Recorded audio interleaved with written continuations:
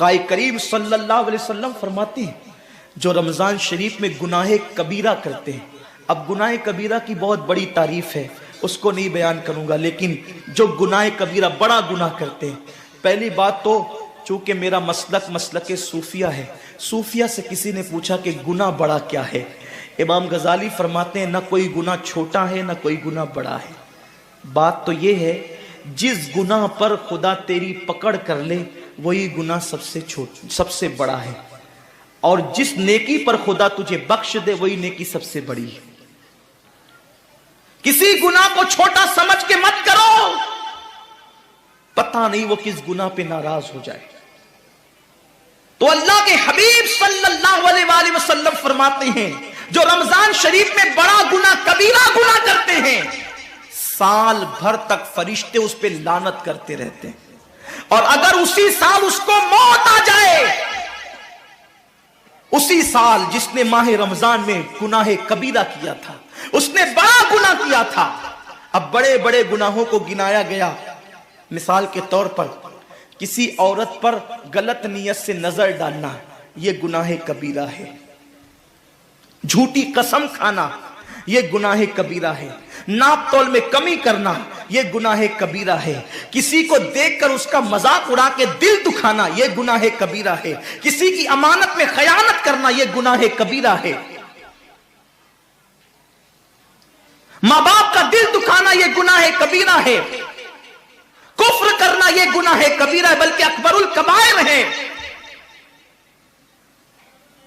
70 کی فہرست امام سیوطی نے گنائی ہے، اور پھر 70 کی فہرست گنانے کے بعد فرماتے ہیں 70 پر یعنی 1 2 3 4 والا 70 نہیں، بلکہ اللہ کے حبیب نے یہاں جو 70 فرمایا ہے یہ 70 گنتی والا 70 نہیں ہے، بلکہ کثرت بتانے کے لیے 70 ہے. جیسے کہ ہم کہتے ہیں نا میں نے تجھے 50 بار سمجھایا تو نہیں مانا، میں 100 بار تیرے گھر آیا تو نہیں ملا، تو اس کا مطلب یہ نہیں کہ 99 کے بعد ایک جو ملا کر کے آتا ہے وہ 100 نہیں، گنتی کا 100 نہیں. یہاں 100 بتانا کثرت بتانے کے لیے ہے، یہاں 50 کہنا کثرت بتانے کے لیے ہے. تو اللہ کے حبیب فرماتے ہیں 70 بڑے گناہ ہیں، یعنی اتنی طویل تعداد میں اتنی کثرت سے ہے بڑے گناہ کہ تم ان کو شمار نہیں کر سکتے. بس اتنا کہ جس گناہ پہ خدا ناراض ہو جائے وہ بڑا گناہ.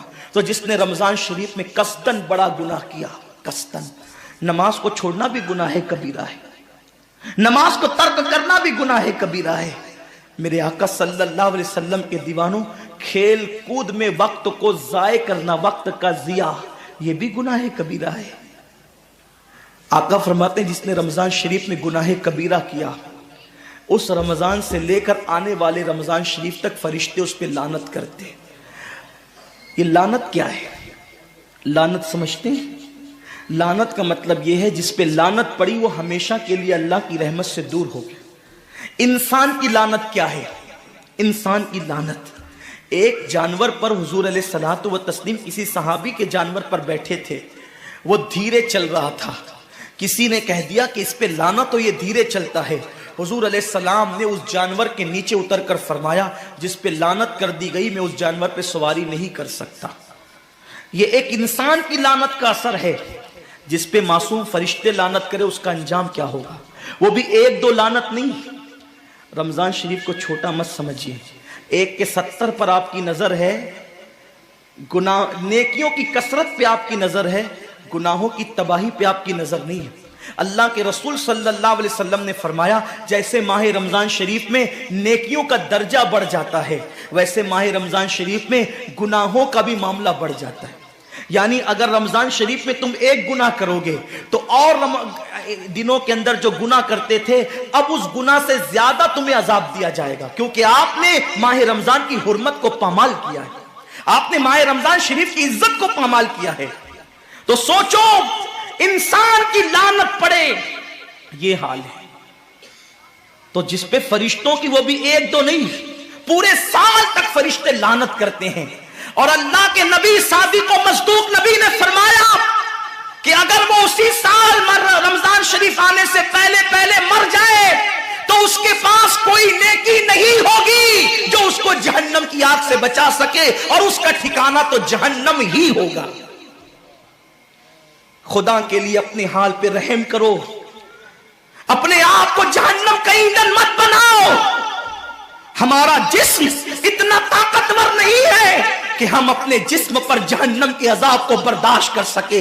मेरी कौम के जवानों, अपनी जवानी पे इतराने वालों, अपनी कुव्वत पे नाश करने वालों, अल्लाह के रसूल सल्लल्लाहु अलैहि वसल्लम फरमाते हैं कि जहन्नम की आग की एक चिंगारी अगर दुनिया के समुंदर में डाल दी जाए तो दुनिया के सारे समुंदर आग से भड़कने लगे।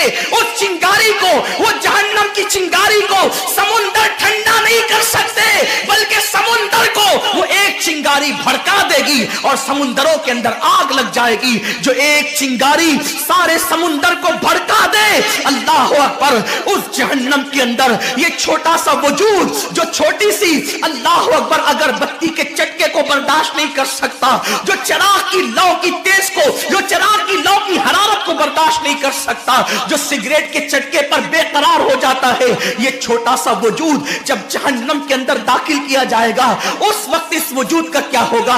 मेरे आका मुस्तफा जान रहमत फरमाते हैं कि जब पहाड़ों को जहन्नम में डाला जाएगा तो पहाड़ ऐसे पिघलने लगेंगे जैसे नमक को पानी में डालने से नमक पिघलने लगता है। मेरे भाइयों, खुदा के लिए अपने हाल पर रहम करो, अपने आप को जहन्नम का ईंधन मत बनाओ। अल्लाह अकबर, तरावी के वक्त में पैर फैलाकर मोहल्लों में बैठने वालों, रोजों के वक्त में छुप छुपा कर खाने वालों, अल्लाह की गैरत को चैलेंज मत करो। अल्लाह के हबीब ने फरमा दिया कि जो गुनाहे कबीरा रमजान शरीफ में करेगा, साल भर फरिश्तों की लानत होगी। आप कहते हैं मुसलमान कलमा पढ़ता है, मुसलमान नबी का गुलाम है, मुसलमान नबी पे जान कुर्बान करने के लिए तैयार है, इतनी मुसीबतों में क्यों है, इतनी तकलीफों में क्यों है, क्यों तबाह हो रहा है मुसलमान? अरे जिस पर फरिश्ते पूरी साल साल लानत करे, वो कौम तबाह न होगी तो क्या होगा? उस कौम के घर न जलेंगे तो क्या होगा? उस कौम की बेटियों की आबरू न लूटेगी तो क्या होगा? वो कौम गुर्बत की चक्की में न पिसेगी तो क्या होगा? आओ सच्ची तौबा कर लो, तौबा के दरवाजे खुले हुए हैं, अपने गुनाहों का एहसास कर लो, नादिम होकर कुदरत की बारगाह में पलट जाओ। मेरा रब फरमाता है फफिर्रू इलल्लाह, कहां जा रहे हो? दौड़ो अल्लाह की तरफ, पलटो अल्लाह की तरफ। बड़े से बड़ा पापी अगर खुदा की तरफ एहसास गुनाह लेकर, निदामत के आंसू लेकर अल्लाह की बारगाह में पलटा है तो अल्लाह ने उसको मगफिरत का परवाना अता किया है। मेरे रब का वादा है, जो मेरी बारगाह में पलटते हैं मैं उनको लौटाता नहीं हूं, मैं उनको माफ कर देता हूं। सबकत रहमती अला गदबी, मेरी रहमत मेरे गजब पे सबकत ले गई है।